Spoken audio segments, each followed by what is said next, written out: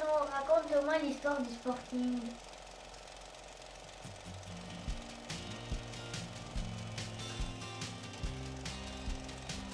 Et alors là, l'émission complète ou presque du président Biek et de son bureau. L'émission complète ou presque les grands dirigeants de l'école de foot. La fin de saison 90-91 sera fêtée avec des grands éclats au restaurant L'Ambolaise.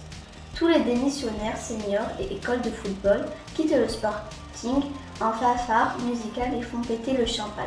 Bye bye, il fait nuit très noire, la lune semble honteuse. Le jour se lève péniblement, le soleil n'ose pas se montrer.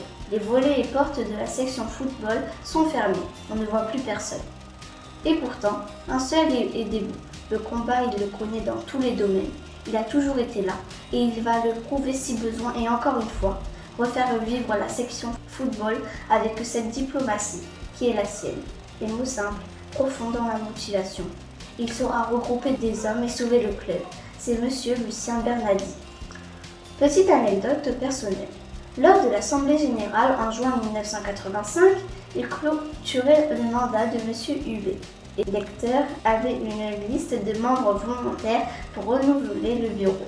Monsieur Bernadi, président d'honneur et par la personne la plus hiérarchique dans l'âge, était nommé président de séance. Vous dire le nombre votant est un oubli de ma mémoire, mais la salle de réunion dernière, la mairie était pleine. Dépouillement de résultats pour les heureux élus du nouveau bureau qui ensuite réuni désigna le seul candidat déclaré pour la présidence, Michael Choquet, ainsi que les responsables aux charges administratives.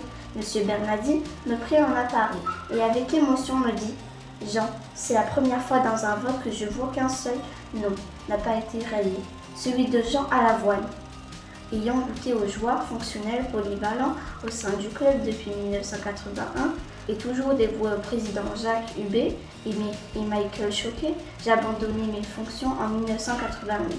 Mes contacts étaient aussi assurés par ma présence le samedi et dimanche à Ménaz, toutes catégories confondues.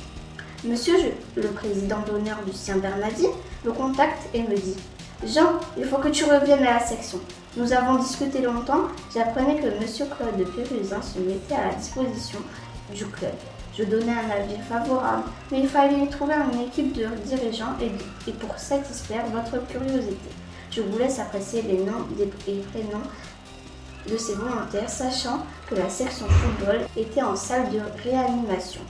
Lors de l'Assemblée générale, j'étais élu président pour 3 mandats, 91, 92, 93, 94. En période de migration, quelques agrénés sauvèrent l'école de football avec la présidence Philippe Bassebois. Allez Lucien, soyez tranquilles. Mesdames et messieurs, pour vous toutes et vous tous, la reconnaissance et la mémoire du cœur. Merci Marie-Jo Labert, Barbara Huberti, Catherine Dumallet, Marie-Claude Duchesne, Claude Pérusin, Claude Lac, Patrick Duquet, Jean Robin, Jean-Bernard Lasserre, Maurice Bruno, Dominique Lamotte, Franck Brett, Robert Courtès, Christian Lamotte, Lydie Rodriguez, Laurent Gossy, Frédéric Duru, Patrick Lamaison, Jean-Pierre Guillou, Daniel Raffanel, Michael Soesch, Jean-Pierre Duprat, Pierre Cazenave. Un président n'a pas le droit de tout savoir, mais il doit tout connaître.